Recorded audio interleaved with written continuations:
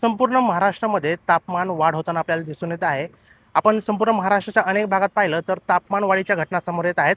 विदर्भामध्ये सर्वात जास्त याचा फरक जाणवला आहे. विदर्भामध्ये एकंदरीत पाहिलं तर रेड अलर्ट दिल्याची माहिती समोर येत आहे. संपूर्ण महाराष्ट्रात उष्णतामुळे अनेक नागरिकांचाही मृत्यू झाला आहे. आता एकंदरीत पाहिलं तर आता पावसाचं आगमन होणार आहे. जवळपास संपूर्ण महाराष्ट्राभरामध्ये 92% पाऊस पडण्याचा अंदाज या ठिकाणी व्यक्त करण्यात आला आहे. आणि जो एल निनोचा सुद्धा प्रभाव यावर्षी जाणवणार आहे अशी माहिती यावेळेस हवामान विभागाचे तज्ज्ञ यांनी दिली आहे. नेमकं याबाबत अधिकच्या माहितीसाठी आपल्यासोबत आहेत हवामान विभागाचे तज्ज्ञ SD सानप सर. आपण त्यांच्याकडून अधिकची माहिती घेऊया. सर, तो ज्या प्रकारे तापमान वाढत आहे त्याची काय नेमकी परिस्थिती आहे संपूर्ण महाराष्ट्रात? आत्ता जर बघितलं तर महाराष्ट्रामध्ये फक्त विदर्भामध्ये हीटवेव्ह कंडिशन्स आहेत. बऱ्याच ठिकाणी टेम्परेचर 45 डिग्री सेल्सिअसपेक्षा जास्त आहे आणि म्हणून विदर्भामध्ये रेड अलर्ट काही डिस्ट्रिक्ट्सला दिला गेलेला आहे मागील काही दिवसांपासून आणि येणारे 2 दिवससुद्धा अशीच कंडिशन राहण्याची शक्यता आहे. आणि त्यापुढे म्हणजे 28 तारखेनंतर विदर्भातील काही ठिकाणी वादळी पावसाची शक्यता आहे. त्यामुळे जे वाढलेलं तापमान आहे त्यामध्ये 2 ते 3 डिग्री सेल्सिअसची घट विदर्भामध्ये सुद्धा दिसून येईल.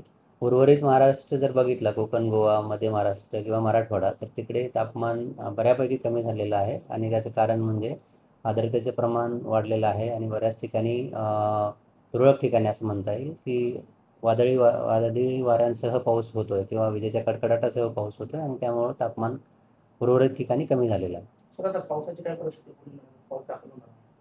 हां, म्हणजे अंदमानमध्ये ऑलरेडी मान्सून दाखल झालेला आहे आणि केरळमध्ये तो 26 मेला म्हणजे आज एक्सपेक्टेड होता आणि त्यामध्ये 4 दिवसांचे त्रुटी असतात. म्हणजे तो पुढील 4 दिवसांमध्ये कधीही येऊ शकतो असंही आपण म्हणू शकतो. आणि भारतीय हवामान विभाग मान्सूनचं जे प्रोग्रेस आहे ते मॉनिटर करत आहे आणि त्यामध्ये जर काही चेंजेस असेल किंवा अजून पुढं जर तो सरकणार असेल किंवा वेळ लागणार असेल तर तसे अपडेट्स भारतीय हवामान विभागाकडनं दिले जातील.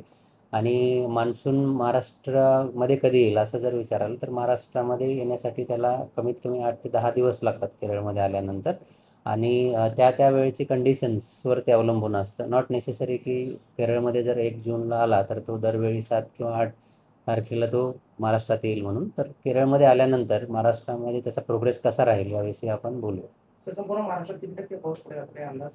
संपूर्ण महाराष्ट्राचा जर विचार कराल तर सर्वात कमी पाऊस हा मराठवाड्यामध्ये म्हणजे सरासरीच्या 88% इतका पडण्याची शक्यता आहे. त्यानंतर बाकीच्या ज्या सब डिव्हिजन्स आहेत ज्यामध्ये कोकण, गोवा, मध्य महाराष्ट्र आणि मराठवाडा आहे तिकडे 92 ते 93% इतका पडण्याची शक्यता आहे. तर शेतकऱ्यांना काय म्हणतात?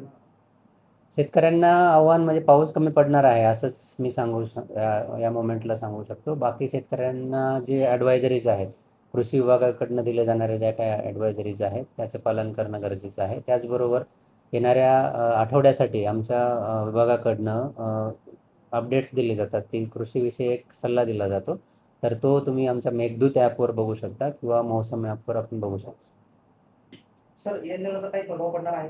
येस, एल निनो म्हणजे आपला जो प्रशांत महासागर आहे किंवा पॅसिफिक समुद्र आहे तिकडे पूर्व विषुववृत्तीय भागामध्ये जर तापमान हे सरासरीपेक्षा 0.5 डिग्रीनी वाढलं आणि ते कंटिन्युअस 3 महिने राहिलं किंवा 3 सीझन कंटिन्युअसली राहिलं तर आपण एल निनो आहे असं म्हणतो. आता सध्या न्यूट्रल कंडिशनमध्ये एल निनो आहे आणि तो डेव्हलपिंग स्टेजमध्ये आहे आणि असं जे जागतिक क्लायमेट मॉडेल्स आहेत ते सगळं असं दर्शवत आहेत की जुलैमध्ये आपलं एल निनो हा सक्रिय होण्याचे चान्सेस आहे आणि त्यामुळं त्याचा परिणाम नक्कीच आपल्या भारतीय मान्सूनवर होण्याची शक्यता आहे आणि त्यामुळं मान्सूनचा पाऊस कमी पडण्याची शक्यता आहे.